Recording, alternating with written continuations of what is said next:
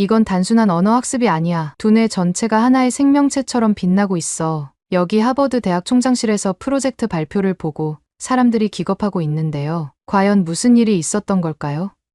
안녕하세요. 저는 하버드 대학교 언어학 박사이자 교수로 활동하고 있는 소피아 그레이스입니다. 저는 공부를 오래 하느라 남편과 비교적 늦은 나이에 결혼했습니다. 늘 아이를 갖고 싶었지만 쉽지 않았죠. 그러던 어느 날 벽면을 가득 채운 언어학 서적들 사이에서 강의 자료를 정리하고 있을 때 갑자기 전화벨이 울렸어요. 임신 테스트 결과가 양성이라는 소식이었습니다. 드디어 우리의 소원이 이루어진 거예요. 전화를 끊고 나서도 한동안 멍하니 서 있었어요. 그리고 갑자기 밀려오는 기쁨에 눈물을 흘렸습니다. 임신 기간 동안 누구보다 태아에게 사랑을 쏟고 매일 책을 읽어주었어요. 셰익스피어부터 촘스키까지 온갖 종류의 책을 읽어주었죠. 태교로 언어의 아름다움을 전해주고 싶었나 봅니다. 그렇게 9개월이 지나고 우리 딸 에밀리가 태어났어요. 처음엔 모든 게 완벽해 보였습니다. 하지만 시간이 지날수록 뭔가 이상하다는 느낌이 들기 시작했어요. 에밀리는 우리를 바라보지 않았고 이름을 불러도 반응하지 않았거든요. 18개월이 지나도 첫마디를 떼지 못했답니다. 현실을 피할 순 없었어요. 결국 우리는 에밀리를 데리고 전문의를 찾아갔죠. 긴 검사 끝에 의사는 에밀리에게서 자폐 스펙트럼 장애의 징후가 보인다고 말했습니다. 그 말을 듣는 순간 내 세상이 무너지는 것 같았어요. 언어를 연구하는 제가 말을 할 수 없는 아이의 엄마가 되다니. 이게 무슨 운명의 장난일까 생각했죠. 저는 여전히 매일 밤 에밀리에게 책을 읽어주었지만 그 아이의 눈빛은 늘 먼 곳을 향해 있었습니다. 제 목소리가 그 아이에게 닿지 않는 것만 같아 가슴이 아팠어요. 우리의 힘겨운 싸움이 시작되었습니다. 온갖 치료법을 시도해봤어요. 언어 치료, 행동 치료, 음악 치료, 미술 치료까지 하지만 큰 변화는 없었죠. 에밀리는 여전히 자기만의 세계에 갇혀 있었습니다. 모든 희망이 사라진 것만 같았죠. 그러던 어느 날 마치 운명의 장난처럼 연구실에서 한 동료를 만나게 되었어요. 김지훈 박사라는 한국계 미국인이었는데 그의 등장이 우리 가족의 인생을 바꿔놓게 될 줄은 그때는 몰랐답니다. 김 박사는 제 고민을 눈치챘는지 따뜻한 미소로 다가왔어요. 그의 부드러운 말투에 저도 모르게 마음의 문을 열게 되었죠. 그는 자신의 집에 놀러 오라며 저를 초대했습니다. 김 박사에게는 소연이라는 딸이 있었는데 에밀리와 비슷한 나이였거든요. 처음에는 망설였답니다. 에밀리가 다른 아이와 어울리는 걸 본 적이 없었으니까요. 하지만 새로운 시도를 해봐야 한다는 생각에 용기를 내어 초대를 받아들였어요. 그 결정이 우리 가족에게 얼마나 큰 변화를 가져올지 그때는 상상조차 하지 못했죠. 김 박사의 집을 방문한 날 예상치 못한 일이 벌어졌어요. 처음에 에밀리는 여느 때와 다름없이 무표정한 얼굴로 소파에 앉아 있었죠. 소연이가 그림을 그리며 놀고 있는 동안 에밀리는 그저 허공만 바라보고 있었습니다. 그때 갑자기 소연이가 물감을 쏟고 말았어요. 당황한 소연이가 서랍을 열어 뭔가를 찾는 동안 우연히 서랍 안에 있던 이상한 모양의 블록들이 바닥에 쏟아졌습니다. 그 순간 믿을 수 없는 일이 일어났어요. 그때까지 어떤 장난감에도 관심을 보이지 않던 에밀리가 갑자기 몸을 일으켰죠. 그 아이의 눈이 바닥에 흩어진 블록들을 향해 고정되었어요. 처음으로 에밀리의 눈에서 호기심의 빛을 발견했습니다. 에밀리는 조심스럽게 소파에서 내려와 블록 하나를 집어들었어요. 그 모습을 보며 내 심장이 빠르게 뛰기 시작했죠. 에밀리는 블록을 이리저리 돌려보더니 갑자기 그 위에 그려진 글자를 따라 손가락으로 천천히 그리기 시작했습니다. 그 순간 시간이 멈춘 것만 같았어요. 에밀리가 처음으로 무언가에 집중하는 모습을 보게 된 거죠. 눈물이 눈가에 맺혔지만 꾹 참았답니다. 에밀리의 집중을 방해하고 싶지 않았거든요. 김 박사도 이 놀라운 광경을 지켜보고 있었어요. 그의 표정에서 뭔가 중요한 일이 일어나고 있다는 것을 직감할 수 있었죠. 조용히 그에게 물었습니다. 저 블록들이 뭔가요? 김 박사는 미소를 지으며 대답했어요. 한글 블록이에요. 우리나라의 고유 문자죠. 각 글자가 발음 기관을 본떠 만들어져서 아이들이 직관적으로 배우기 쉽답니다. 그의 설명을 들으며 깊은 생각에 빠졌어요. 어쩌면 이것이 에밀리를 도울 수 있는 열쇠가 될 수도 있겠다는 생각이 들었죠. 그 순간 오랫동안 잃어버렸던 희망이 내 마음속에서 다시 피어나기 시작했습니다. 그 자리에서 바로 김 박사에게 블록을 구할 수 있는지 물어봤어요. 다행히 김 박사는 흔쾌히 몇 세트를 빌려주겠다고 했죠. 그날 밤 마이클과 나는 오랜만에 희망에 차서 이야기를 나눴습니다. 에밀리의 달라진 눈빛에 대해 한참을 이야기했어요. 정말 오랜만에 본 집중력이었다고 마이클도 동의했죠. 다음 날부터 나는 한글에 대해 더 자세히 알아보기 시작했습니다. 김 박사의 도움을 받아 한글의 과학적 원리를 파헤치기 시작했어요. 자음은 발음 기관의 모양을 본떠 만들어졌다는 사실이 특히 놀라웠죠. 기억은 혀뿌리가 목구멍을 막는 모양을, 이은은 혀가 윗잇몸에 닿는 모양을 본떴다는 걸 알게 되었어요. 이런 직관적인 설계를 보면서 한글이 어떻게 에밀리의 학습에 영향을 미칠지 정말 궁금해졌습니다. 언어학자로서의 호기심과 엄마로서의 기대가 뒤섞여 가슴이 설레었어요. 이제 본격적으로 한글과 에밀리의 인지 발달 사이의 관계를 연구해야겠다는 결심이 섰죠. 그러나 한 아이의 사례만으로는 과학적 근거가 부족했어요. 더 많은 데이터가 필요했습니다. 몇 주 동안 준비 끝에 드디어 연구를 위한 실험을 시작했어요. 에밀리를 포함한 20명의 자폐 스펙트럼 아이들을 대상으로 했죠. 각 아이의 부모님께 연구의 취지를 설명하고 동의를 구하는 과정이 쉽지만은 않았어요. 하지만 새로운 희망을 품은 부모님들의 눈빛을 보며 이 연구의 중요성을 다시 한번 실감했습니다. 실험실은 아이들이 편안함을 느낄 수 있도록 꾸몄어요. 벽에는 밝은 색의 그림들을 걸고 부드러운 음악을 틀어놓았죠. MRI 기계의 위협적인 모습을 가리기 위해 우주선 모양의 커버도 씌웠답니다. 아이들에게 영어, 중국어, 일본어, 그리고 한글로 된 간단한 단어들이 적힌 카드를 보여주었어요. 사과, 엄마, 사랑 같은 친숙한 단어들이었죠. 각 언어별로 10개의 단어를 준비했는데 아이들이 이해할 수 있는 수준의 단어들로 골랐어요. 아이들은 MRI 기계 안에 누운 채로 화면에 나타나는 단어들을 소리 내어 읽었습니다. 어떤 아이들은 처음에 겁을 먹기도 했지만 부모님의 응원과 연구진의 따뜻한 격려에 점차 적응해 갔어요. 데이터 수집에만 2주가 걸렸죠. 그리고 마침내 분석 결과가 나왔습니다. 그 순간 저는 제 눈을 의심할 수밖에 없었어요. 결과는 그야말로 충격적이었습니다. 스크린에 나타난 내 영상들을 보며 제 심장은 빠르게 뛰기 시작했어요. 다른 언어들과는 완전히 다른 패턴이 한글을 읽을 때 나타났거든요. 마치 잠자고 있던 뇌의 여러 부분이 동시에 깨어나는 것 같았어요. 특히 놀라웠던 건 평소에 활성화되지 않던 영역들이 한글을 읽을 때는 밝게 빛나고 있다는 거였죠. 이건 단순한 차이가 아니었어요. 마치 뇌 전체가 축제를 벌이는 것 같은 모습이었답니다. 흥분된 마음을 진정시키고 데이터를 자세히 살펴보기 시작했어요. 각 언어별로 뇌 활성화 패턴을 비교해 보니 놀라운 차이점들이 눈에 들어왔습니다. 영어를 읽을 때 아이들의 뇌는 주로 좌반구의 브로카 영역과 베르니케 영역만 활성화되었어요. 이는 전형적인 언어 처리 패턴이지만 자폐 아이들에게는 이 영역들의 활성화가 평소보다 낮았죠. 중국어를 읽을 때는 양쪽 반구의 시각 처리 영역이 강하게 반응했어요. 복잡한 한자를 인식하느라 뇌가 열심히 일하는 모습이었죠. 일본어의 경우는 더 흥미로웠어요. 히라가나를 읽을 때 특별히 활성화되는 뇌 부분이 없고 아주 작은 자극점만이 퍼져 있었어요. 그런데 마지막 한글을 읽을 때의 뇌 활성화 패턴을 보고 저는 말 그대로 숨이 멎는 것 같았어요. 좌우 반구가 균형 있게 활성화되는 모습이 화면에 나타났거든요. 특히 두뇌 인지 발달의 중요한 영역들이 동시에 활성화되는 모습은 그야말로 경이로웠어요. 전두엽의 실행 기능 영역, 두정엽의 공간 처리 영역, 그리고 측두엽의 청각 처리 영역이 마치 하나의 유기체처럼 조화롭게 작동하고 있었거든요. 이건 정말 도저히 믿을 수 없는 광경이었어요. 이건 단순한 언어 학습이 아니야. 저도 모르게 떨리는 목소리로 중얼거렸죠. 한글을 배우는 것이 언어를 익히는 것을 넘어서 두뇌 전체의 인지 발달을 촉진시키고 있어. 화면 속 내 영상은 마치 살아있는 생명체처럼 빛나고 있었어요. 한글이 시각, 청각, 운동 영역을 통합적으로 자극하면서 동시에 고차원적 사고와 관련된 영역까지 활성화시키는 모습이 너무나 선명했거든요. 이건 마치 뇌 전체가 하나의 웅장한 교향악을 연주하는 것 같았어요. 각각의 영역들이 서로 다른 악기가 되어 아름다운 하모니를 만들어내고 있었죠. 그 순간 저는 깨달았어요. 우리가 발견한 것은 단순한 문자 체계가 아니라 인간의 인지 능력을 전방위적으로 발달시킬 수 있는 놀라운 도구라는 것을요. 한글이 가진 이 특별한 힘이 자폐 아이들에게 어떤 변화를 가져올 수 있을지 생각하니 가슴이 뜨거워졌습니다. 그런데 문제는 이 충격이 이게 시작일 뿐이었다는 점입니다. 더 놀라운 발견은 그 다음이었어요. 시간이 지날수록 한글을 읽을 때 아이들의 뇌 구조가 변화하는 모습이 관찰된 거죠. DTI 검사 결과를 보면서 저는 눈물이 날 것 같았어요. 신경 가소성이 증가하고 언어 처리 영역들 사이의 연결이 강화되는 것이 눈에 보이듯 선명했거든요. 신경 가소성이란 가장 중요한 뇌 기능 중에 하나예요. 새로운 경험이나 학습에 따라 자신을 재구성하고 적응하는 능력을 말해요. 마치 플라스틱처럼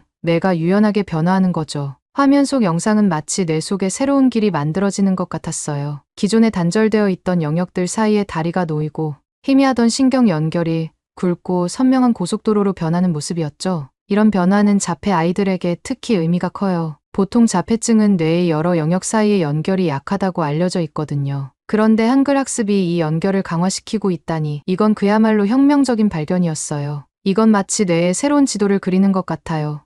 저도 모르게 감탄사가 나왔죠. 한글이 단순히 문자를 가르치는 것이 아니라 뇌 자체를 재설계하고 있다는 사실에 가슴이 벅차올랐습니다. 이런 변화가 아이들의 실제 생활에 어떤 영향을 미칠지 상상하니 눈물이 날 것 같았어요. 의사소통의 벽을 넘어 세상을 이해하고 표현하는 새로운 방식을 얻게 될 수도 있다는 희망이 보였거든요. 이런 놀라운 발견들을 종합해 보니 한글이 단순한 문자 체계를 훨씬 넘어선다는 확신이 들었어요. 이건 인지 발달과 뇌 기능 향상을 위한 완벽한 도구였죠. 특히 자폐 스펙트럼 장애가 있는 아이들에게 한글 학습이 새로운 희망이 될 수 있다는 생각에 가슴이 뛰었습니다. 600년 전에 세종대왕이 오랜 암흑 속에서 괴로워하는 우리 아이들을 위해 밝은 빛을 만들어 주신 것 같았어요. 세종대왕의 애민정신이 대한민국을 넘어 전 세계 사람들에게 미친다고 생각하니 온몸에 전율이 흘렀어요. 이 깨달음은 제 연구에 새로운 의미와 사명감을 불어넣었습니다. 이제 우리의 연구가 세종대왕의 꿈을 현대에 실현하는 통로가 될 수 있다는 생각에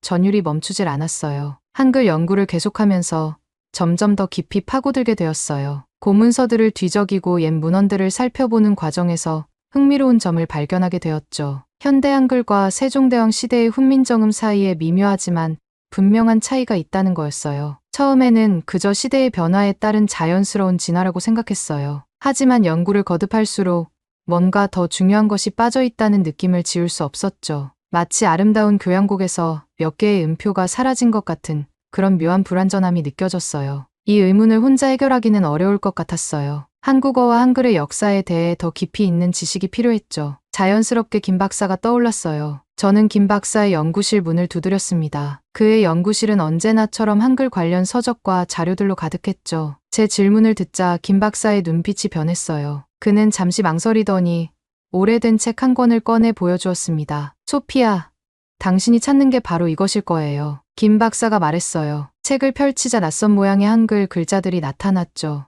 이건 사라진 6개의 한글 소리예요. 아레아, 여린이, 예시응, 반시옷, 옐린, 옛짠이라고 해요. 그 순간 저는 전율을 느꼈어요. 마치 오래된 보물을 발견한 것 같았죠. 이 소리들은 왜 사라진 거예요? 제가 물었습니다. 김 박사의 표정이 어두워졌어요. 이건 우리 역사의 아픈 부분이에요. 이 소리들은 일제강점기 동안 의도적으로 제거되었어요. 일본의 언어 말살 정책의 일환이었죠. 그의 설명을 들으며 가슴이 아팠어요. 한민족의 정체성을 지우려는 시도가 이렇게 언어에까지 미쳤다니. 하지만 동시에 이 발견이 가져올 가능성에 흥분되기 시작했습니다. 이 소리들을 복원하면 어떻게 될까요? 제가 물었어요. 김 박사의 눈이 반짝였습니다. 그건 정말 혁명적인 일이 될 거예요. 이 소리들을 복원하면 한글로 거의 모든 자연의 소리를 표현할 수 있게 돼요. 세계 어느 언어의 발음도 정확하게 옮길 수 있죠. 이 말을 듣는 순간 제 머릿속에서 번개가 쳤어요. 이것이 바로 우리가 찾던 열쇠였던 거예요. 자폐 스펙트럼 아이들을 위한 더 효과적인 언어 교육 방법, 그리고 한글을 진정한 세계 문자로 만들 수 있는 방법이었죠. 그날 밤늦게까지 김 박사와 함께 이 사라진 소리들에 대해 연구했습니다. 각 소리의 특성과 발음법 그리고 그것들이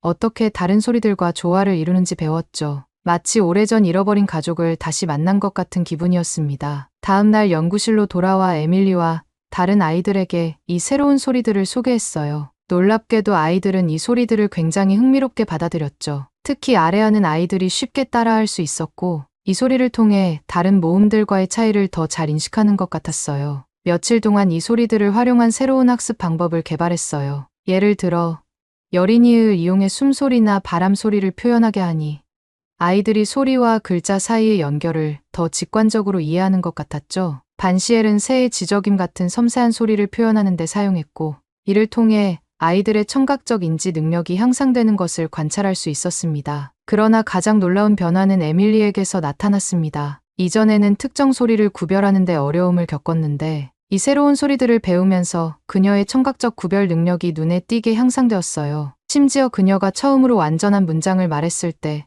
저는 눈물을 참을 수 없었죠. 그 순간 저는 우리가 정말 중요한 것을 발견했다는 확신이 들었어요. 이건 단순히 잃어버린 소리를 되찾는 것이 아니라 많은 아이들에게 새로운 의사소통의 기회를 제공하는 것이었죠. 연구 결과를 정리하면서 이 발견이 가져올 수 있는 더 큰 변화에 대해 생각해 보았어요. 한글이 정말로 모든 소리를 표현할 수 있는 완벽한 문자 체계가 된다면 이는 전 세계의 언어 학습과 의사소통 방식을 혁명적으로 바꿀 수 있을 것 같았죠. 특히 자폐 스펙트럼 장애가 있는 아이들에게 이것은 더욱 큰 의미가 있을 거예요. 소리와 의미를 더 정확하게 연결할 수 있게 되면 그들의 언어 습득과 의사소통 능력이 크게 향상될 수 있을 테니까요. 그러나 동시에 무거운 책임감도 느꼈어요. 이 소리들이 일제강점기에 의도적으로 제거되었다는 사실은 우리가 단순히 언어학적 발견을 넘어 역사적 정의를 바로 세우는 일을 하고 있다는 것을 의미했죠. 우리의 연구가 한 민족의 상처를 치유하고 잃어버린 문화적 유산을 되찾는 데 기여할 수 있다는 생각에 가슴이 벅차올랐습니다. 김 박사와 함께 이 발견을 어떻게 세상에 알릴지 고민했어요. 단순히 학술적인 발표를 넘어 이 소리들을 실제 교육 현장에 도입하고 대중화하는 방안을 모색하기로 했습니다. 우리의 발견이 가져올 변화의 가능성에 가슴이 뛰었어요. 하지만 이 연구를 계속하기 위해서는 대학의 지원이 절실했죠. 첫 번째 난관은 대학 내부에서 왔어요. 연구 제안서를 제출했을 때 대부분의 교수들은 회의적인 반응을 보였죠. 학과 회의실에서 제안서 발표를 마쳤을 때 주변의 차가운 시선이 피부에 와닿는 것 같았어요. 언어학과 주임 교수가 먼저 입을 열었어요. 이 연구는 너무 비현실적입니다. 한글을 세계 공용어로 만든다는 것 자체가 말이 안 되는 소리예요. 그의 말에 다른 교수들도 동조하기 시작했죠. 재정 담당 교수는 예산 문제를 지적했어요. 이런 대규모 프로젝트에 우리 대학의 한정된 자원을 쓸 수는 없습니다. 이건 명백한 예산 낭비예요. 심지어 평소 제 연구를 지지해주던 멘토 교수님마저 고개를 저으셨어요. 소피아, 당신의 열정은 이해합니다. 하지만 이 연구의 학문적 가치가 의심돼요. 우리는 객관적이고 검증 가능한 결과를 내야 합니다. 가장 충격적이었던 건 인류학과 교수의 발언이었어요. 이 프로젝트는 위험한 민족주의적 발상입니다. 우리는 글로벌 시대에 살고 있어요. 특정 문화의 우수성을 주장하는 것은 시대착오적이에요. 회의실을 나설 때 다리가 후들거렸어요. 복도를 걸어가는 내내 동료들의 수군거림이 들리는 것 같았죠. 연구실에 도착해서야 눈물이 터져 나왔어요. 밤새 울면서 모든 것을 포기하고 싶다는 생각이 들었습니다. 여러 해 동안 쌓아온 연구가 한순간에 무너진 것 같았거든요. 김 박사가 위로의 말을 건넸지만 귀에 들어오지 않았어요. 하지만 새벽녘 문득 에밀리의 얼굴이 떠올랐습니다. 한글을 배우기 시작하면서 처음으로 밝게 웃던 그 순간, 생애 처음으로 엄마라고 말했을 때의 그 기쁨 가득한 눈빛, 그 모습을 떠올리자 다시 힘이 생기기 시작했어요. 에밀리뿐만 아니라 전 세계의 수많은 아이들, 의사소통의 어려움을 겪는 모든 이들의 얼굴이 떠올랐습니다. 그들에게 새로운 희망을 줄 수 있다는 생각에 가슴이 뛰었죠. 다음 날 아침 김 박사와 마주 앉아 진지하게 이야기를 나눴어요. 우리의 연구가 가진 가치 그리고 그것을 어떻게 다른 이들에게 전달할 수 있을지에 대해 오랫동안 토론했습니다. 결국 우리는 총장님을 직접 만나 설득하기로 했어요. 대학 내 다른 교수들의 지지를 얻기 전에 최고 결정권자의 이해와 지원이 필요하다고 판단했거든요. 총장실 앞에 서서 심호흡을 했어요. 이번이 마지막 기회라는 걸 알았죠. 모든 열정과 확신을 담아 우리의 비전을 전달해야 했어요. 문을 두드리는 순간 이 프로젝트가 단순한 연구가 아니라 세상을 변화시킬 수 있는 혁명적인 시도라는 믿음이 더욱 강해졌습니다. 총장님을 설득해야 했습니다. 그 일이 결코 쉽지 않으리라는 걸 알고 있었어요. 먼저 우리의 연구 결과를 정리하기 시작했어요. 한글의 우수성을 입증할 과학적 데이터를 모으는 일이 급선무였죠. MRI 스캔 결과, 뇌파 분석 데이터, 인지 능력 향상 지표 등을 꼼꼼히 정리했답니다. 데이터를 분석하면서 더욱 놀라운 사실들을 발견하게 되었어요. 한글 학습이 자폐 스펙트럼,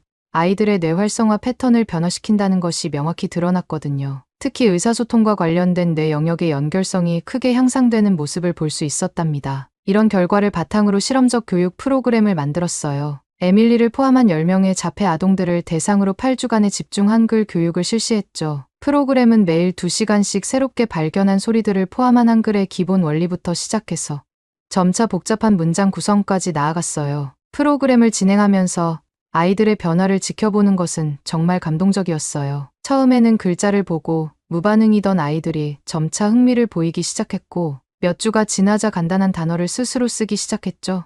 에밀리의 경우 프로그램 종료 시점에는 짧은 문장으로 자신의 감정을 표현할 수 있게 되었답니다. 부모님들의 반응은 더 뜨거웠습니다. 한 어머니는 눈물을 글썽이며 제 손을 잡더라고요. 처음으로 아이와 대화를 나눌 수 있게 되었다고 하시면서요. 그 순간 저도 눈물을 참을 수 없었답니다. 시험 결과를 정리하고 나니 이제 총장님을 설득할 차례였어요. 발표 자료를 만들면서 밤을 새우기를 여러 번 드디어 완벽한 프레젠테이션이 완성되었죠. 과학적 데이터, 아이들의 변화를 담은 영상, 부모님들의 인터뷰까지 모든 것을 담았어요. 발표 전날 밤 긴장감에 잠을 이루지 못했어요. 머릿속으로 발표 내용을 계속 되새기며 이리저리 뒤척였죠. 문득 에밀리의 얼굴이 떠올랐어요. 그 아이의 변화된 모습, 밝아진 눈빛, 처음으로 엄마, 사랑해요라고 말했을 때의 그 순간, 그 기억이 제게 용기를 주었답니다. 다음 날 아침, 깊은 숨을 들이쉬며 총장실 앞에 섰어요. 김 박사가 옆에서 힘을 실어주었습니다. 문을 열고 들어가자 총장님과 여러 교수님들이 모여 계셨어요. 긴장된 마음을 진정시키며 발표를 시작했습니다. 존경하는 총장님, 그리고 여러 교수님들. 오늘 저희가 발표할 내용은 단순한 언어 연구를 넘어 수많은 아이들과 가족들의 삶을 변화시킬 수 있는 혁명적인 발견에 관한 것입니다. 1시간 동안 열정을 다해 설명했어요. 한글의 과학적 우수성, 자폐 아동들의 놀라운 변화, 그리고 이 연구가 가져올 수 있는 세계적인 영향력까지. 발표를 마치고 나니 온몸에 힘이 빠졌어요. 모든 것을 쏟아부은 느낌이었죠. 총장님의 표정이 심각해 보였어요. 길게 느껴지는 침묵이 이어졌죠. 그때 총장님이 입을 열었어요. 교수님, 정말 놀라운 연구 결과네요. 하지만 이런 큰 프로젝트를 지원하기에는 리스크가 너무 큰 것 같습니다. 더 많은 증거와 검증이 필요해 보이는데요. 순간 가슴이 무너지는 것 같았어요. 하지만 포기할 수 없었죠. 용기를 내어 다시 한번 말씀드렸어요. 총장님, 이 연구는 단순한 학문적 호기심이 아닙니다. 우리는 지금 수많은 아이들의 미래를 바꿀 수 있는 기회를 잡고 있어요. 더 나아가 한글의 우수성을 세계에 알리고 우리 대학을 세계적인 연구 중심지로 만들 수 있는 기회입니다. 부디 저희에게 기회를 주십시오. 열정적인 호소에 총장님의 표정이 조금씩 변하기 시작했어요. 다른 교수님들도 흥미로운 표정으로 서로 속삭이기 시작했죠. 긴 침묵이 이어지다 총장님이 입을 열어 프로젝트의 이름을 물으셨어요. 순간 당황했어요. 앞불사, 연구의 모든 측면을 아우르는 이름을 생각해두지 않았던 거예요. 머릿속이 하얘졌죠. 그때 에밀리의 얼굴이 떠올랐습니다. 그리고 이어서 우리가 돕고자 하는 모든 아이들, 전 세계 사람들이 떠올랐죠. 그리고 문득 깨달았습니다. 우리의 목표는 단순히 한글을 가르치는 게 아니라 세종대왕의 꿈을 현대에 실현하는 거였어요. 모든 이가 쉽게 배우고 자신을 표현할 수 있게 하는 것. 그래, 바로 그거예요. 저는 떨리는 목소리로 대답했어요. 세종누리 프로젝트입니다. 총장님의 눈썹이 살짝 올라갔어요. 세종누리라, 흥미로운 이름이네요. 무슨 의미인가요? 저는 깊은 숨을 들이쉬고 설명했어요. 세종대왕의 꿈을 현대에 실현하여 전 세계 모든 이들이 한글의 혜택을 누리게 하자는 뜻입니다. 누리는 세계를 의미하는 순우리말이에요. 자폐 아동들뿐만 아니라 언어 장벽으로 어려움을 겪는 모든 이들에게 새로운 세상을 열어주는 것이 우리의 목표입니다. 설명을 듣던 총장님의 눈빛이 변하고 입가에 미소가 번지는 게 보였죠. 총장님은 이 프로젝트가 단순한 연구가 아니라 세종의 진정한 비전을 담은 거라고 높게 평가해 주셨어요. 그렇게 우리는 6개월간의 프로젝트 연구 허가를 받아냈습니다. 그 순간의 기쁨은 말로 표현할 수 없었어요. 김 박사와 얼싸안으며 기쁨의 눈물을 흘렸죠. 우리의 꿈을 현실로 만들 기회를 얻은 거예요. 총장실을 나서며 굳게 다짐했습니다. 이 6개월 우리는 반드시 성공해야 해요. 에밀리와 같은 아이들, 그리고 세종대왕의 꿈을 위해 이제 진정한 도전이 시작된 거죠. 프로젝트 공식 승인이 나자마자 우리 팀은 본격적인 연구에 착수했습니다. 우리는 사라진 6개의 글자를 복원해서 현대 한글에 어떻게 통합할지 고민했어요. 가장 먼저 눈에 띄는 효과는 외국어 발음의 정확한 표기였어요. 예를 들어 영어의 th 발음을 여리니우스로 표현할 수 있게 되어 한국인의 영어 발음 향상에 큰 도움이 되었죠. 또한 아래아의 복원으로 한국어의 미묘한 음가 차이를 더 정확히 표현할 수 있게 되었어요. 이는 한국어를 배우는 외국인들에게 특히 유용했죠. 그들은 이제 더 정확한 발음으로 한국어를 구사할 수 있게 되었습니다. 놀랍게도 이 복원된 글자들이 자폐 스펙트럼 장애가 있는 아이들의 언어 습득에도 긍정적인 영향을 미쳤습니다. 예시음과 반시옷의 조합이 특히 효과적이었는데 이 소리들이 아이들의 청각적 주의력을 향상하는 것으로 나타났죠. 전 세계적으로도 이 프로젝트의 영향력이 확대되기 시작했습니다. 언어학자들은 한글의 과학성에 주목하기 시작했고 여러 나라에서 자국어 표기에 한글 원리를 적용하려는 시도가 나타났죠. 특히 문자가 없는 소수 민족들에게 한글 기반의 문자 체계를 제공하는 프로젝트가 시작되었어요. 이 모든 과정에서 세종대왕의 애민정신을 항상 되새겼어요. 세종대왕께서 모든 백성이 쉽게 글을 배우고 사용할 수 있기를 바라셨듯이 우리도 전 세계 모든 이들이 쉽게 의사소통할 수 있는 도구를 만들고자 했죠. 에밀리의 변화는 이 프로젝트의 의미를 더욱 깊게 해주었습니다. 새로운 글자들을 배우면서 그 아이의 언어 능력이 눈에 띄게 향상되었거든요. 처음으로 느리지만 단단한 발음으로 엄마, 나 학교 가고 싶어요 라고 말했을 때 저는 눈물을 참을 수 없었어요. 이제 우리의 목표는 더 커졌습니다. 단순히 연구에 그치지 않고 이 프로젝트를 통해 전 세계의 언어 장벽을 허물고 모든 이에게 평등한 의사소통의 기회를 제공하는 것. 그것이 바로 세종누리 프로젝트의 궁극적인 목표예요. 에밀리의 손을 잡고 연구실을 나서며 생각했습니다. 우리는 반드시 이 프로젝트를 성공시킬 거예요. 세종대왕의 꿈을 이어받아 한글의 아름다움과 과학성을 전 세계에 알리고 모든 이가 쉽게 배우고 사용할 수 있는 문자를 만들어낼 거예요. 그리고 그 여정에 에밀리와 같은 수많은 아이들이 함께할 거라고 믿어요. 이것이 바로 우리가 꿈꾸는 세상 세종대왕께서 꿈꾸셨던 그 세상이니까요. 오늘 사연은 여기까지입니다. 한글의 위대함은 자폐아의 두뇌를 깨우고 활성화하는 데까지 영향을 미치네요. 세종대왕의 뜻을 널리 펼치는 세종누리 프로젝트 진심으로 응원합니다. 여러분은 오늘 사연 어떻게 생각하시는지 댓글 많이 달아주세요. 저는 더 좋은 사연으로 돌아오겠습니다. 감동 도서관이었습니다. 감사합니다. 브라이언, 그게 뭐라고 그렇게 흥분하는 거야? 부사장님, 이건 중국어와 일본어와는 전혀 달라요. 한글 기반 시스템은 99% 이상의 정확도를 보였어요. 여기 테슬라 책임연구원이 본사와의 화상회의에서 열변을 토하고 있는데요. 과연 무슨 일이 있었던 걸까요? 안녕하세요.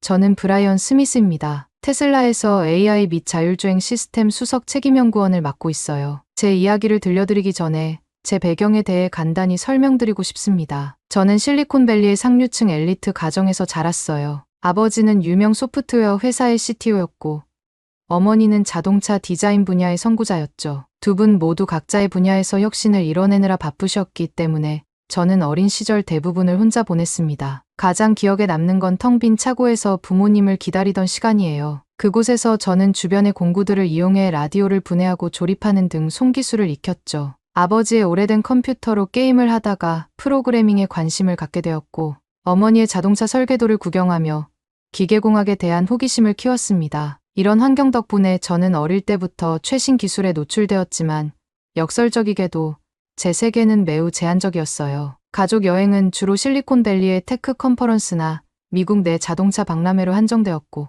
이로 인해 아시아를 비롯한 해외 문화에 대한 경험은 거의 없었습니다. 고등학교 때 저는 제 두 가지 관심사를 결합하여 자동차 제어 시스템을 위한 간단한 AI 프로그램을 만들었어요. 이 프로젝트로 지역과학 경진대회에서 큰 주목을 받았고 이는 제 진로를 결정짓는 계기가 되었습니다. MIT에 입학한 후 저는 AI와 자동차 공학을 심도 있게 공부했어요. 그곳에서의 시간은 정말 흥미진진했습니다. AI 분야의 최고 전문가들과 함께 공부하며 미래 기술이 우리 삶을 어떻게 변화시킬지에 대한 비전을 키웠죠. 특히 자율주행 기술에 대한 열정이 더욱 커졌어요. 언젠가는 도로 위의 모든 차가 스스로 운전하는 날이 올 거야라는 생각을 하며 밤새 연구에 몰두했던 기억이 나네요. 졸업 즈음 여러 기업에서 제안이 왔습니다. 구글, 애플, 우버 등 쟁쟁한 기업들이었죠. 하지만 저는 망설임 없이 테슬라를 선택했어요. 왜 테슬라였냐고요? 그건 바로 테슬라의 혁신적인 비전 때문이었습니다. 지속 가능한 에너지로의 전환을 가속화하자는 미션에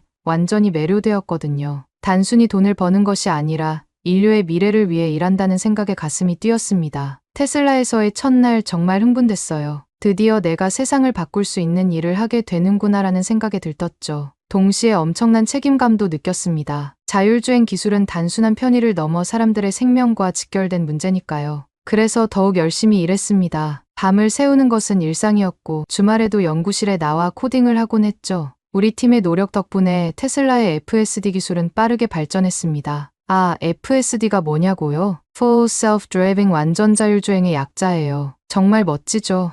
완전 자율주행은 그냥 차 안에서 자거나 밥 먹거나 마음대로 하는 거예요. 우리는 이 기술을 구현하려고 차선 유지, 자동 주차, 고속도로 자율주행 등 다양한 기능을 테스트했죠.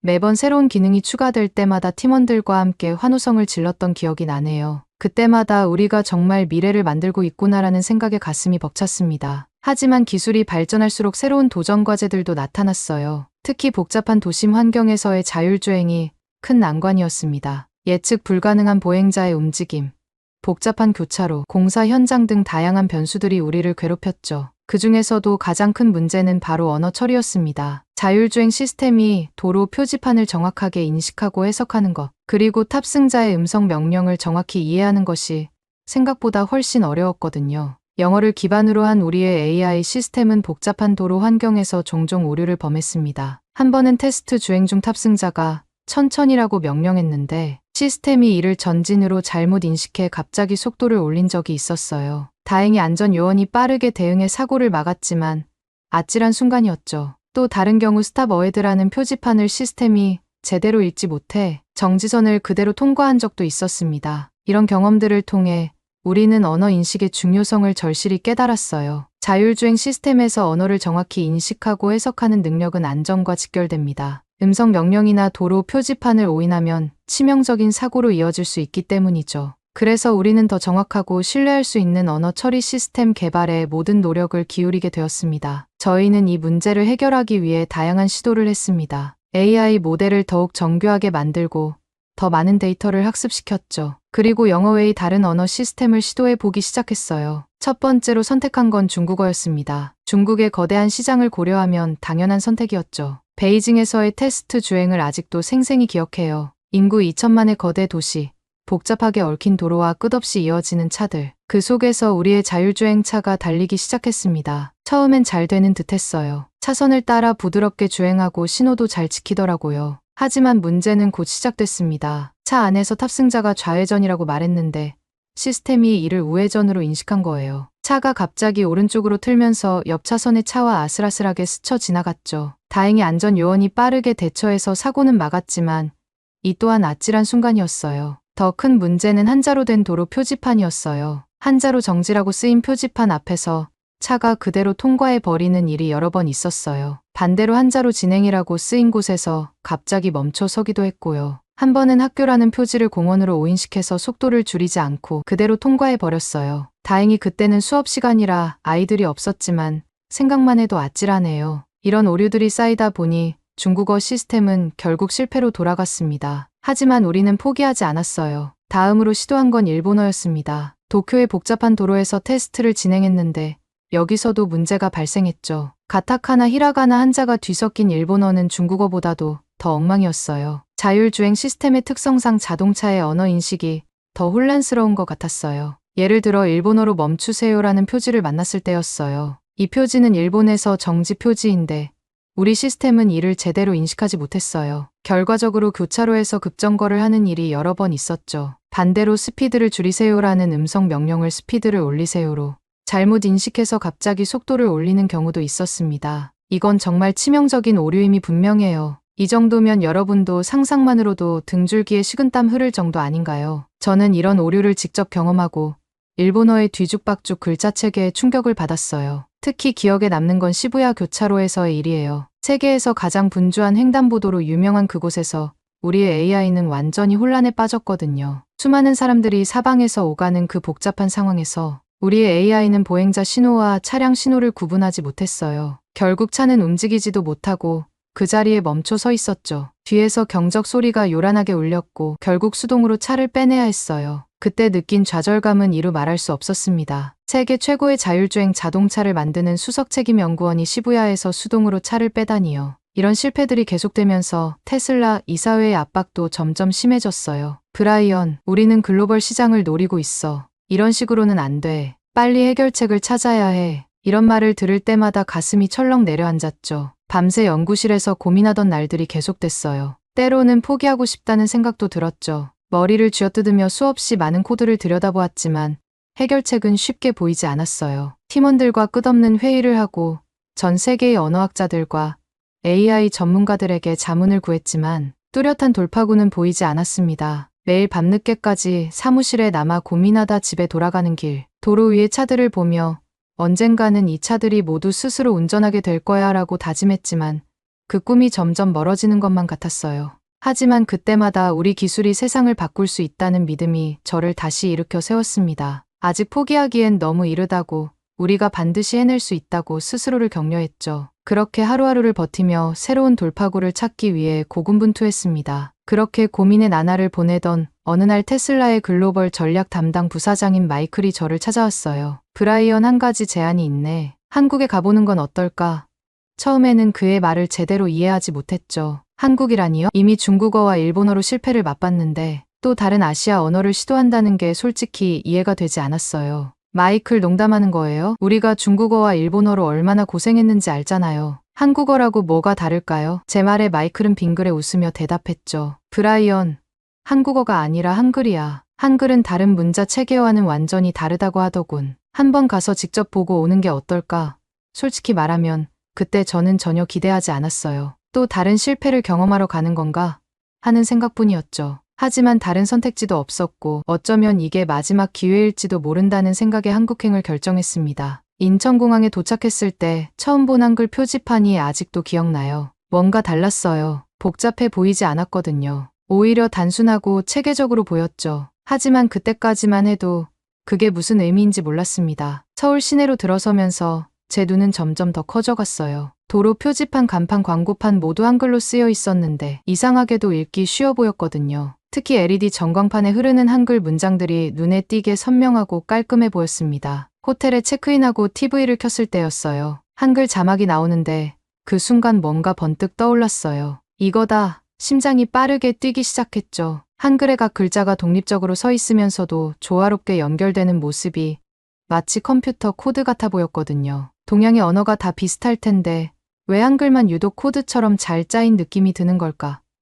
너무 궁금했어요. 그날 밤 잠도 못 자고 한글에 대해 찾아봤어요. 그리고 점점 더 흥분되기 시작했죠. 한글이 인공지능이 학습하기에 얼마나 이상적인 문자 체계인지 깨달았거든요. 자음과 모음의 조합으로 이루어진 구조, 발음과 철자의 일치성, 논리적인 제자 원리까지 모든 게 완벽해 보였어요. 예를 들어 기역, 미음이라는 개별 요소들이 모여 감이라는 글자를 만드는 과정은 마치 프로그래밍에서 여러 작은 함수들이 모여 하나의 큰 기능을 구현하는 것과 비슷해 보였어요. 각 요소가 자신의 역할을 명확히 가지고 있으면서도 다른 요소들과 유기적으로 결합하여 새로운 의미를 만들어내는 거죠. 더 놀라운 건 이런 구조가 무한한 확장성을 가진다는 점이에요. 프로그래밍에서 기존의 코드를 재사용하고 조합하여 새로운 기능을 만들어내는 것처럼 한글도 기존의 자음과 모음을 재조합하여 새로운 단어를 만들어낼 수 있잖아요. 이런 유연성과 확장성은 AI가 언어를 학습하고 처리하는 데 엄청난 이점이 될 거라고 직감했죠. 게다가 한글의 형태적 특성도 눈에 띄었어요. 사각형 안에 모든 요소가 조화롭게 배치되는 모습이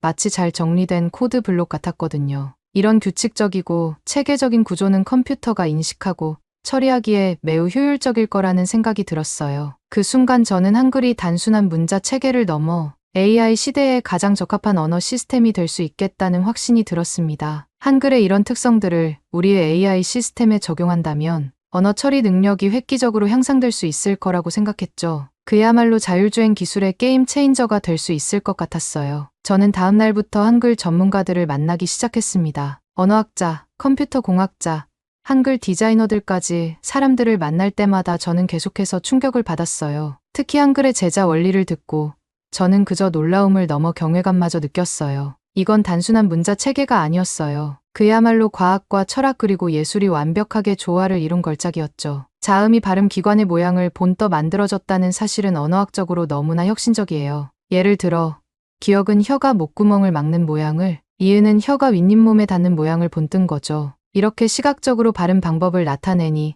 마치 발음 교육을 위한 다이어그램을 보는 것 같았어요. AI가 이런 원리를 학습한다면 음성 인식과 생성에 있어 획기적인 발전을 이룰 수 있을 거라는 생각이 들었죠. 모음이 하늘, 땅, 사람을 상징하는 점과 선으로 이루어졌다는 건 더욱 놀라웠어요. 이건 단순한 기호가 아니라 우주관을 담고 있는 거잖아요. 점은 하늘, 은은 땅, 이는 서 있는 사람을 나타낸다고 하더라고요. 이런 철학적 깊이가 문자에 담겨 있다니 정말 감동이었어요. 이런 인문학적 깊이가 AI 학습에 어떤 영향을 미칠지 상상하니 가슴이 뛰더라고요. AI가 단순히 패턴을 인식하는 것을 넘어 언어의 본질과 철학까지 이해할 수 있게 될지도 모른다는 생각이 들었거든요. 예를 들어 AI가 하늘이라는 단어를 처리할 때 단순히 텍스트나 음성 데이터로만 인식하는 게 아니라 그 안에 담긴 우주관까지 이해할 수 있게 될 수도 있겠다는 거죠. 더군다나 이런 체계적인 구조는 AI의 학습 효율성을 크게 높일 수 있을 것 같았어요. 각 문자가 가진 의미와 원리를 이해하면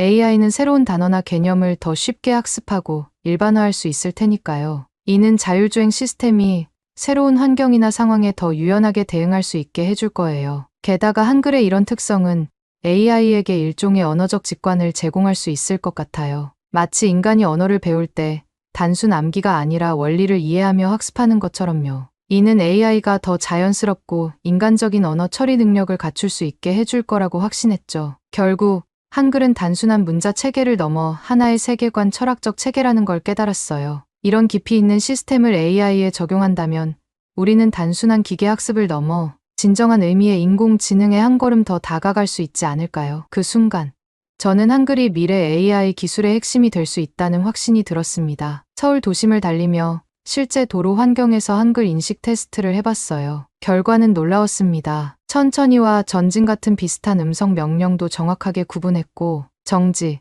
서행 같은 도로 표지판도 거의 완벽하게 인식했어요. 심지어 복잡한 간판들 사이에서도 필요한 정보만 정확하게 추출해냈죠. 특히 인상 깊었던 건 한글의 모듈성이었어요. 자음과 모음을 조합해 새로운 글자를 만들 수 있다는 점이 AI에게는 엄청난 장점이 될 수 있겠더라고요. 새로운 단어나 개념이 생겨도 기존의 요소들을 조합해 표현할 수 있으니까요. 이런 경험들을 하면서 점점 확신이 들었어요. 이거다. 우리가 찾던 해답이 바로 이거야.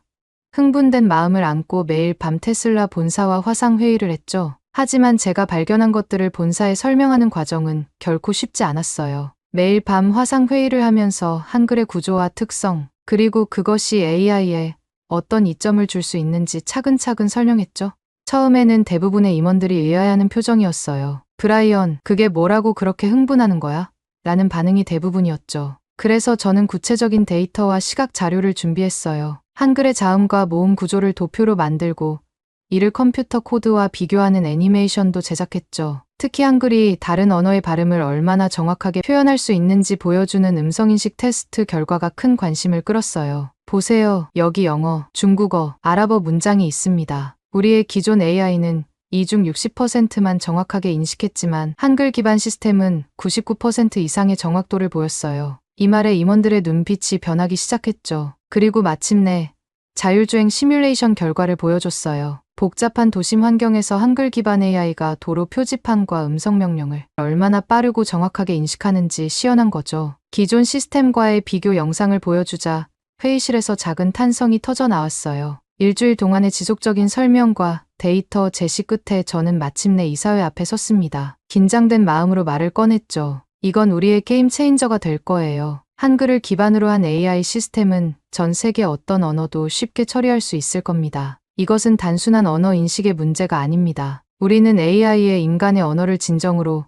이해시킬 수 있는 열쇠를 찾은 겁니다. 제 말이 끝나자 회의실은 잠시 침묵에 빠졌어요. 임원들은 서로 눈빛을 교환했고 몇몇은 미간을 찌푸리며 깊은 생각에 잠긴 듯 했죠. 그 침묵의 시간이 제게는 몇 시간처럼 느껴졌어요. 그때 CTO가 입을 열었습니다. 브라이언, 솔직히 일주일 전만 해도 난 내가 미쳤다고 생각했어. 하지만 이 데이터들을 보니 이건 정말 혁명적인 발견이 될 수 있겠어. 그의 말에 다른 임원들도 고개를 끄덕이기 시작했고 곧 열띤 토론이 이어졌어요. 2시간의 격렬한 논의 끝에 CEO가 최종 결정을 내렸습니다. 좋아, 브라이언. 우리는 내 프로젝트를 전폭적으로 지원하기로 했어. 이게 실패하면 우리 모두가 책임을 져야 할 테지만 성공한다면 우리는 자율주행의 역사를 새로 쓰게 될 거야. 그렇게 프로젝트 세종이 시작되었어요. 한글의 창제자인 세종대왕의 이름을 따서 지은 이름이죠. 우리는 한국의 최고 언어학자들과 AI 전문가들을 영입했고 서울의 비밀 연구소를 차렸어요. 매일매일이 새로운 발견의 연속이었죠. 한글의 구조를 AI에 적용하는 과정은 생각보다 훨씬 수월했어요. 자음과 모음의 조합 원리를 알고리즘화하고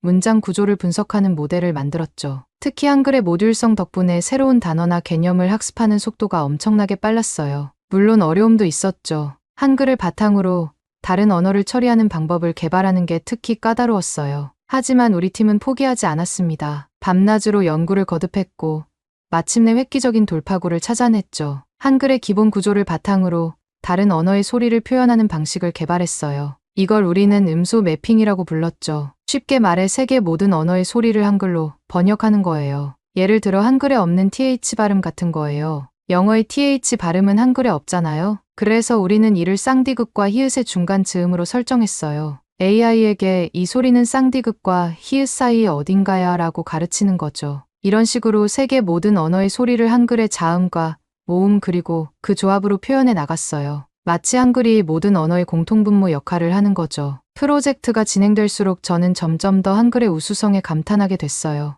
한글은 마치 레고 블록 같았어요. 기본 부품은 단순하지만 이를 조합하면 어떤 복잡한 구조도 만들어낼 수 있는 것처럼요. 전 세계의 다양한 발음을 이렇게 체계적으로 표현할 수 있다는 게 정말 놀라웠죠. 특히 인상 깊었던 건 우리가 한 번도 들어본 적 없는 새로운 언어의 소리도 한글로 표현할 수 있다는 거였어요. 이론적으로는 외계어가 와도 한글로 표현할 수 있을 거예요. 이 발견은 우리의 AI 시스템이 단순히 현존하는 언어를 처리하는 것을 넘어 미래의 언어 변화나 새로운 언어 생성에도 대응할 수 있다는 걸 의미했죠.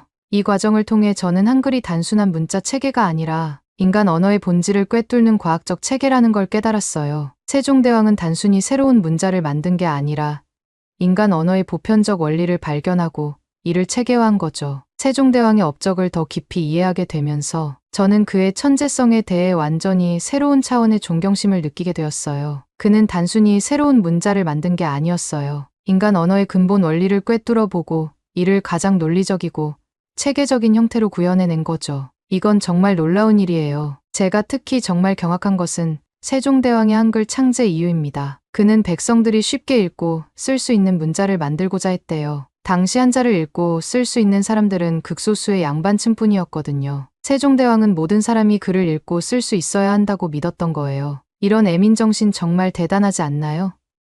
뜻이 있는 사람은 하루아침에 배우고 어리석은 사람도 열흘이면 배울 수 있다라는 세종대왕의 말씀을 들었을 때 저는 가슴 깊은 곳에서 나오는 감동을 느꼈어요. 그의 목표는 단순히 새로운 문자를 만드는 게 아니라 지식과 교육의 민주화였던 거죠. 이런 비전이 600년도 더된 과거에 있었다니 저는 그의 통찰력과 천재성에 경탄하지 않을 수 없었어요. 우리의 목표도 결국 기술을 더 많은 사람들에게 접근 가능하고 안전하게 만드는 거니까요. 자율주행 기술이 모든 사람들에게 안전하고 편리한 이동수단을 제공하는 것. 이것이야말로 현대 사회에서 세종대왕의 뜻을 이어가는 일이 아닐까요? 한글이 모든 백성에게 읽고 쓸 수 있는 능력을 주려 했듯이 우리의 기술은 모든 사람에게 안전하고 자유로운 이동을 제공하려 하는 거예요. 특히 한글의 과학적이고 체계적인 구조가 AI 학습에 이상적이라는 점은 마치 세종대왕이 미래를 내다보고 한글을 설계한 것 같은 느낌마저 들게 해요. 그가 600년 전에 만든 문자 체계가 21세기의 최첨단 기술에 완벽하게 들어맞는다니 이건 정말 경이로운 일이에요. 세종대왕의 한글 창제 정신을 생각하면 우리가 개발하는 AI 시스템도 단순히 영어권이나 특정 언어권만을 위한 것이 아니라 전 세계 모든 사람들이 쉽게 사용할 수 있는 것이 되어야 한다고 봐요. 한글의 원리를 바탕으로 모든 언어를 포용할 수 있는 시스템을 만드는 것. 이것이야말로 세종대왕의 뜻을 현대에 구현하는 일이 아닐까요? 더 나아가 세종대왕이 한글을 통해 지식의 장벽을 허물고자 했듯이 우리의 기술도 이동의 장벽을 허물 수 있을 거예요. 나의 신체적 조건, 언어적 배경에 관계없이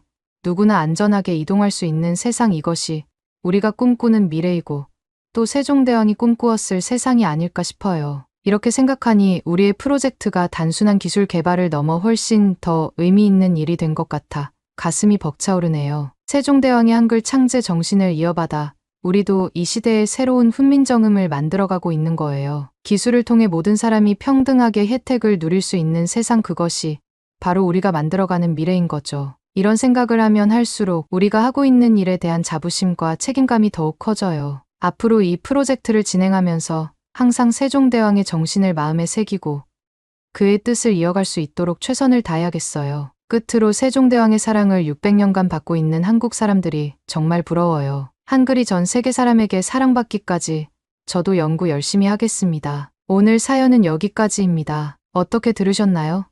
세종대왕이 600년 사랑 정말 고맙죠. 매일 읽고 쓰는 한글인데 더 소중하게 생각해야겠어요. 오늘 사연 재밌게 들으셨다면 구독 버튼 한 번만 클릭 부탁드립니다. 저는 더 좋은 사연으로 찾아뵐게요. 감동 도서관이었습니다. 감사합니다. 히라가나를 AI 기본 언어로 채택해야 합니다. 히라가나는 46개의 문자로 모든 일본어 발음을 표현할 수 있습니다. 그의 말이 끝나기도 전에 누군가 의자를 박차고 일어나며 말했습니다. 아니요, 한글이 더 적합합니다. 한글은 단 24개의 기본 자모로 모든 발음을 표현할 수 있어요. 게다가 조합 원리로 1172개의 음절을 만들 수 있죠. 한글은 효율성과 확장성 면에서 히라가나를 압도합니다. 히라가나와 한글을 두고 두 사람이 치열하게 논쟁을 펼치고 있는데요. 과연 무슨 일이 있었던 걸까요? 안녕하세요. 저는 앤드류 스미스입니다. 현재 구글에서 인공지능 이미지 에디터 총괄을 맡고 있어요. 제가 이 자리에 오기까지의 여정은 꽤나 흥미진진했답니다. 우선 인공지능에서 이미지가 왜 중요한지부터 알려드리고 싶네요. 인공지능 이미지 에디터가 필요한 이유는 정말 다양해요. 제가 구글에서 일하면서 깨달은 점도 이 기술이 우리 일상 곳곳에 깊숙이 관여하고 있다는 거예요. 먼저 우리가 매일 사용하는 스마트폰 카메라를 생각해 보세요. 구글 포토 같은 서비스는 AI를 이용해 사진을 자동으로 분류하고 검색할 수 있게 해줘요. 삼성 스마트폰도 이런 기능이 있다고 알고 있어요. 사람들이 강아지 사진을 많이 찍으면 인공지능이 알아서 자동으로 강아지 카테고리를 만들어서 사진을 저장해 주죠. 이런 기능을 위해서는 고도로 발전된 이미지 인식 AI가 필요합니다. 이뿐만이 아니에요. 인공지능에서 이미지가 진짜 중요한 이유는 의료 분야 때문이라고 해도 과언이 아니에요. AI가 의료 이미지를 분석해 질병을 예측하고 진단을 보조하는 거죠. 예를 들어 폐암 조기 진단에 AI가 큰 도움을 주고 있어요. CT 스캔 이미지를 분석해 의사가 놓칠 수 있는 작은 폐 결절을 97%의 정확도로 찾아낸다고 해요. 이는 생존율을 크게 높일 수 있는 혁신적인 기술이에요. 하지만 AI 이미지 기술의 발전에는 위험도 따르죠. 바로 딥페이크 기술 때문이에요. 이 기술은 실제와 구분하기 어려운 가짜 영상을 만들어내는 거예요. 정치인의 가짜 연설 영상을 만들어 여론을 조작하는 등 악용될 수 있죠. 또한 보이스 피싱 등의 금융범죄에도 악용될 가능성이 있어요. 그래서 우리 같은 AI 이미지 전문가들은 이런 가짜 영상을 탐지하고 방어하는 기술 개발에도 힘쓰고 있어요. 이처럼 인공지능 이미지 에디터는 일상생활에서 아주 중요한 일을 하는 사람입니다. 이런 기술을 구현하기 위해 저희 구글에서 실시한 빅 이벤트가 있었죠. 한국 사람들도 당연히 아실 테고 전 세계 사람 중에 아마 모르는 사람이 없을 거예요. 바로 이세돌과 알파고 바둑대국이 있었죠. 제 커리어의 전환점도 역시 2016년 이세돌 구단과 알파고의 대국이었어요.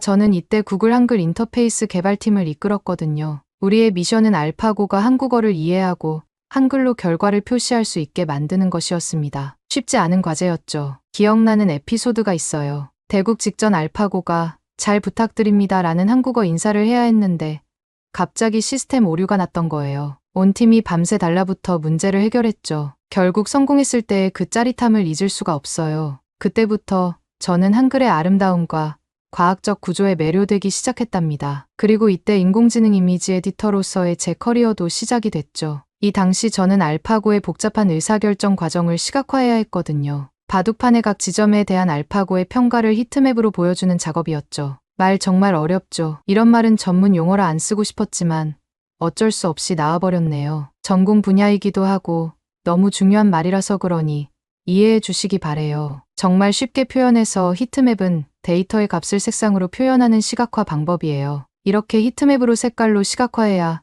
사람들이 한눈에 알파고가 어느 위치를 중요하게 생각하는지 한 번에 알 수 있어요. 바둑판의 361칸 중 알파고가 가장 유리하다고 생각하는 곳에 가장 빨간색으로 표시가 되거든요. 빨간색 부분은 알파고가 여기 돌을 놓으면 좋겠다라고 생각하는 곳이 되는 거죠. 이렇게 AI의 복잡한 계산 결과를 간단하게 색상으로 표현함으로써 우리는 AI의 생각을 직관적으로 이해할 수 있게 됩니다. 실제 생활에서도 그렇잖아요. 사자라는 글자보다 실제 사자 사진이 더 직관적으로 사자를 이해하는 것과 마찬가지 원리예요. 이것이 바로 AI와 이미지, 그리고 인간의 이해를 연결하는 작업이에요. AI의 데이터를 인간이 쉽게 이해할 수 있는 시각적 형태로 변환하는 것. 그것이 우리 인공지능 이미지 에디터의 핵심 역할 중 하나랍니다. 저는 이세돌 알파고와의 대국을 계기로 인공지능 이미지 에디터라는 일에 푹 빠지게 되었어요. 시간이 흘러 인공지능 이미지 에디터 총괄 자리까지 오게 되었어요. 글자는 쓰는 게 아니라 그리는 것이라는 제 철학을 실현할 수 있는 완벽한 자리였거든요. AI가 언어를 이해하고 이미지로 표현하는 과정은 정말 매력적이에요. 마치 AI가 화가가 되어 언어를 그림으로 그리는 것 같아요. 최근 구글에서도 인공지능 이미지의 중요성을 깨닫고 새로운 AI 프로젝트를 시작했습니다. 바로 글로벌 언어 플랫폼을 개발하는 거예요. 이 프로젝트의 목표는 전 세계 모든 언어를 AI가 완벽하게 이해하고 처리할 수 있게 만드는 것입니다. 야심찬 계획이죠? 이 프로젝트를 시작하면서 저는 다시 한번 한글의 중요성을 느꼈어요. 한글의 과학적인 구조와 조형적 아름다움은 AI에게 완벽한 언어가 될 수 있을 거라고 확신했죠. 이세돌 알파고 대국대의 한글을 연구하고 시각화한 경험이 이 믿음을 더욱 굳건하게 만들었죠. 하지만 회사에서는 제 의견대로 모든 게 흘러가도록 놔두지 않았어요. 글로벌 언어 플랫폼 프로젝트가 본격적으로 시작되면서 우리 팀에 새로운 인물이 합류했어요. 제이슨 타나카, 일본계 미국인 언어학 박사이자 교수였어요. 처음 만났을 때부터 그의 날카로운 눈빛이 인상적이었어요. 타나카는 하버드대에서 언어학 박사 학위를 받은 수재였어요. 그의 박사 논문 AI 시대의 언어 진화, 동아시아 문자의 미래는 학계에서 큰 주목을 받았죠. 특히 일본어의 효율성과 미학적 가치에 대한 그의 연구는 언어학계에 새로운 바람을 일으켰다고 해요. 타나카는 구글에 입사하기 전 일본의 유명 IT 기업에서 AI 언어 모델 개발 책임자로 일했어요. 그가 개발한 일본어 자연어 처리 모델은 업계 최고의 정확도를 자랑했죠. 이런 뛰어난 이력 덕분에 구글은 그를 스카우트했고, 그는 입사 직후부터 회사 내에서 큰 영향력을 발휘하기 시작했어요. 성격적으로 타나카는 꼼꼼하고 철저한 사람이에요. 데이터와 논리를 중시하며 자신의 주장에 대해 확신이 있을 때는 누구에게도 물러서지 않는 고집이 있죠. 이런 성격 때문에 때로는 동료들과 마찰을 일으키기도 하지만 그의 전문성과 열정은 모두가 인정하는 부분이에요. 회사 내에서 타나카의 입지도 상당히 견고해요. 경영진들은 그의 의견을 중요하게 여기며 주요 프로젝트에 그를 참여시키곤 하죠. 특히 AI와 언어의 융합에 관한 그의 통찰력은 회사의 미래, 전략 수립에 큰 영향을 미치고 있어요. 타나카는 우리 팀에 합류하고 난 후 첫 회의에서부터 자신의 주장을 강하게 펼쳤어요. 히라가나를 AI의 기본 언어로 채택해야 합니다. 타나카의 말에 회의실이 순간 조용해졌죠. 그의 갑작스러운 주장에 당황한 것도 있었겠지만 집중해서 그의 다음 말을 들으려는 사람들도 많았어요. 그의 주장은 단순한 개인적 선호가 아닌 학문적 배경과 실무 경험에 기반한 것이라는 걸 모두가 알고 있었거든요. 저는 타나카가 근거를 말하기도 전에 의자에서 일어나면서 즉시 반박했어요. 아니요, 한글이 더 적합합니다. 제 목소리에는 확신이 가득했어요. 타나카는 프로젝터 리모컨을 집어들었습니다. 화면에 히라가나 문자표가 나타났어요. 타나카는 제 말을 무시하듯 말했어요. 히라가나는 46개의 문자로 모든 일본어 발음을 표현할 수 있습니다. 그가 말을 이어갔어요. 간결하면서도 풍부한 표현이 가능하죠. 또한 일본어 사용자가 1억 2천만 명이나 됩니다. 저도 지지 않고 제 노트북을 회의실 스크린에 연결했어요. 한글 자모음표를 띄우며 말했죠. 한글은 단 24개의 기본 자모로 모든 발음을 표현할 수 있어요. 게다가 조합 원리로 11,172개의 음절을 만들 수 있죠. 효율성과 확장성 면에서 히라가나를 압도합니다. 타나카의 얼굴이 살짝 굳어지는 게 보였어요. 그는 재빨리 다른 슬라이드를 띄웠습니다. 일본어 텍스트의 정보 밀도가 영어의 1.5배예요. 적은 글자로 더 많은 정보를 전달할 수 있다는 뜻이죠. 저는 즉시 반박했어요. 제 슬라이드에는 한글의 과학적 원리를 보여주는 도표가 나타났습니다. 한글은 과학적 원리로 만들어진 문자예요. 자음과 모음의 모양이 발음 기관을 본떠 만들어져 학습이 쉽습니다. AI가 학습하기에도 더 효율적이에요. 치열하게 논쟁을 주고받다 보니 어느새 회의실은 무거운 침묵이 내려앉았어요. 타나카의 얼굴에 살짝 당혹감이 스쳐 지나가는 것을 볼 수 있었어요. 그의 눈빛이 날카로워지더니 입술을 꽉 깨물었습니다. 저는 가슴이 쿵쾅거리는 것을 느꼈지만 최대한 침착한 표정을 유지하려 노력했죠. 긴장감이 회의실 전체를 감쌌습니다. 동료들의 시선이 저와 타나카 사이를 오갔어요. 누군가는 불편한 듯 자리에서 몸을 뒤척였고 다른 이는 숨을 죽인 채 다음 발언을 기다리는 듯했습니다. 타나카는 잠시 침묵하더니 천천히 자리에서 일어났어요. 그의 목소리에는 미세한 떨림이 느껴졌지만 여전히 자신감이 넘쳤습니다. 저는 그의 다음 주장을 반박할 준비를 하며 긴장된 마음을 다스렸습니다. 타나카는 히라가나의 우아한 곡선을 강조하는 이미지를 보여주며 말했어요. 히라가나는 곡선 위주로 구성되어 있어 시각적으로 부드럽고 AI가 인식하기 쉬워요. 저는 한글의 기하학적 구조를 보여주는 도표를 띄우며 대응했습니다. 한글은 직선과 곡선의 조화로 구성되어 있어 오히려 더 다양한 패턴을 AI에게 제공할 수 있습니다. 이는 AI의 패턴 인식 능력을 향상하는 데 도움이 될 거예요. 회의실의 공기가 점점 더 무거워졌어요. 동료들은 우리의 열띤 논쟁을 지켜보며 때로는 고개를 끄덕이고 때로는 의문의 표정을 지었죠. 마침내 한 동료가 손을 들고 물었어요. 두 언어의 문자 인식률은 어떻게 되나요? 타나카가 먼저 대답했어요. 그의 목소리에는 자신감이 넘쳤습니다. 히라가나의 OCR 정확도는 99.7%입니다. 저는 즉시 대응했죠. 한글의 OCR 정확도는 99.9%에 달해요. 0.2%의 차이가 큰 영향을 미칠 수 있습니다. 회의가 끝나고 나서도 사무실 전체가 술렁거렸어요. 복도에서 카페테리아에서 심지어 엘리베이터 안에서도 한글과 히라가나에 대한 열띤 토론이 이어졌죠. 며칠 후 경영진으로부터 메일이 왔어요. 메일 내용을 읽는 순간 타나카와 제 눈이 마주쳤습니다. 우리는 서로를 바라보며 깊은 한숨을 내쉬었어요. 각자의 주장이 옳다고 믿었지만 회사의 미래를 위해 합의점을 찾아야 한다는 부담감이 우리를 짓눌렀습니다. 그날 밤 저는 늦게까지 사무실에 남아 더 구체적인 증거를 모으기 시작했어요. 한글의 우수성을 입증하기 위해 다양한 분야의 사례를 수집했죠. 그 과정에서 놀라운 사실들을 발견했습니다. 먼저 저는 K 콘텐츠의 세계적 인기에 주목했어요. 기생충, 오징어 게임, 사랑의 불시착 같은 한국 드라마와 영화들이 전 세계적으로 열풍을 일으키고 있죠. 이런 콘텐츠의 성공 뒤에는 한글이라는 강력한 플랫폼이 있다는 걸 깨달았어요. 저는 밤새 수집한 자료를 바탕으로 다음날 회의실에서 한글의 우수성을 설명하기 시작했어요. 한글은 단순한 문자가 아닙니다. 한글은 K 콘텐츠의 핵심 플랫폼이에요. 한글의 과학적이고 체계적인 구조가 창의적인 표현을 가능하게 하고 이것이 콘텐츠의 질을 높이는 데 기여하고 있습니다. 한글의 세계성은 이게 끝이 아니에요. BTS, 블랙핑크 같은 K-팝 가수들의 세계적 인기도 한글과 무관하지 않아요. 한글의 음운 체계가 다양한 리듬과 운율을 만들어내는 데 적합하기 때문이죠. 이는 AI가 음악을 학습하고 생성하는 데도 큰 장점이 될 수 있습니다. 그리고 저는 춤까지 언급했죠. K-팝 아이돌의 춤 동작을 설명할 때도 한글이 유리해요. 동작의 흐름을 한글의 형태로 시각화하면 AI가 더 쉽게 학습하고 재현할 수 있을 겁니다. 이야기를 하는 도중에 한글의 우수함과 세계적인 영향력에 저도 모르게 소름이 돋았어요. 동료들에게 말을 하는 내내 그 전율은 더 심해졌고 저는 더 힘차게 이야기를 이어갔어요. 한글의 장점은 여기서 끝이 아닙니다. 한글은 스포츠 중계에서도 엄청난 장점이 있습니다. 한글은 빠른 상황 전개를 간결하고 정확하게 표현할 수 있어요. 이는 실시간 자막 생성이나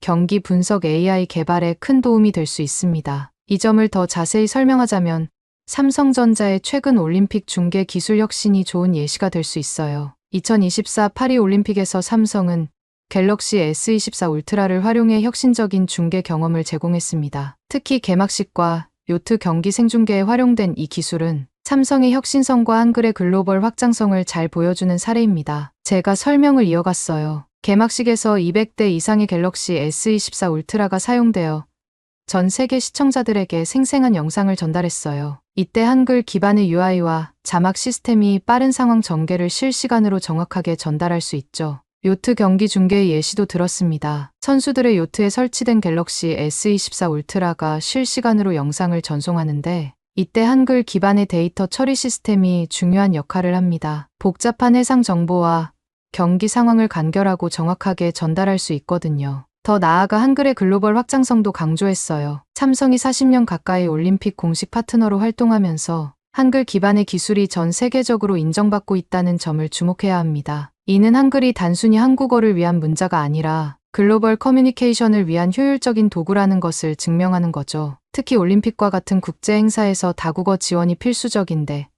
한글의 구조적 특성이 이를 가능하게 합니다. 한글은 다양한 언어의 발음을 정확하게 표현할 수 있어 실시간 통역이나 다국어 자막 생성에 매우 유리해요.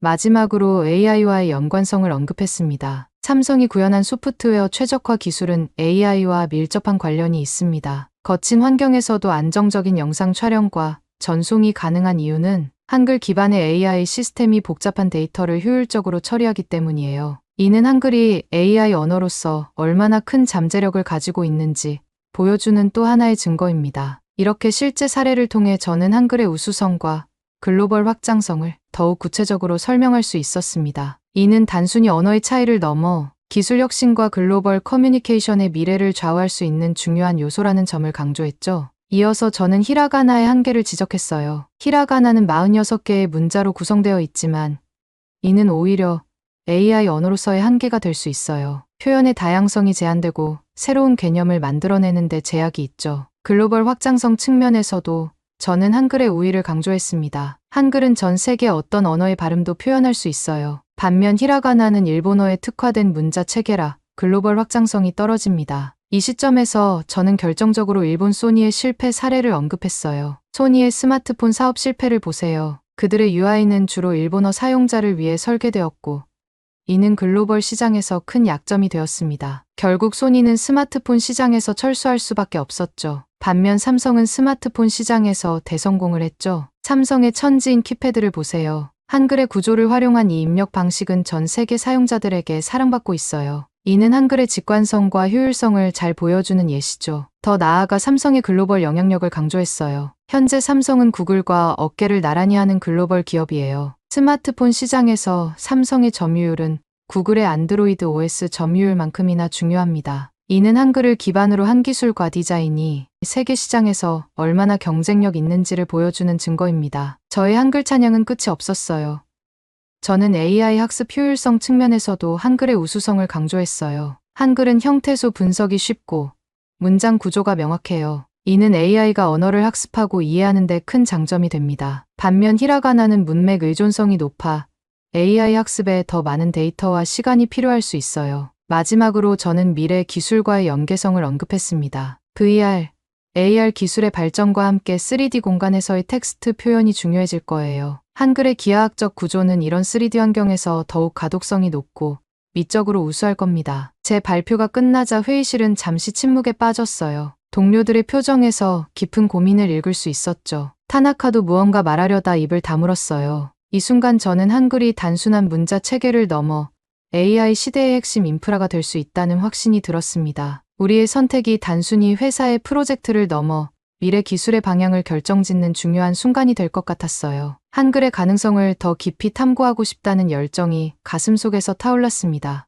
말을 마치고 나서 저는 문득 제 자신의 목소리에 놀랐어요. 제가 이렇게 열정적으로 한글에 대해 이야기할 수 있다는 것이 신기했거든요. 가슴속에서 뜨거운 무언가가 올라오는 걸 느꼈습니다. 자부심인지 아니면 깨달음의 감동인지 모를 무언가가 올라왔어요. 그리고 제 등줄기로 미세한 전율이 흘렀어요. 제가 말하면 말할수록 한글의 우수성이 더욱 선명하게 다가왔습니다. 마치 오랫동안 보지 못했던 아름다운 풍경을 처음 마주한 것 같은 느낌이었죠. 제 안에 잠자고 있던 무언가가 깨어나는 듯했어요. 회의실을 둘러보니 동료들의 표정에서도 비슷한 감동을 읽을 수 있었습니다. 그들의 눈빛이 달라져 있었어요. 처음에는 의구심 가득했던 눈빛들이 이제는 호기심과 흥미로 빛나고 있었죠. 그 순간 저는 깨달았어요. 제가 단순히 회사 프로젝트를 위해 발표하는 것이 아니라 정말로 중요한 무언가를 전달하고 있다는 것을요. 한글이 가진 잠재력 그리고 그것이 AI와 결합했을 때 만들어낼 수 있는 놀라운 미래에 대해 이야기하고 있었던 거예요. 발표를 마치고 나서 저는 잠시 숨을 고르며 생각에 잠겼어요.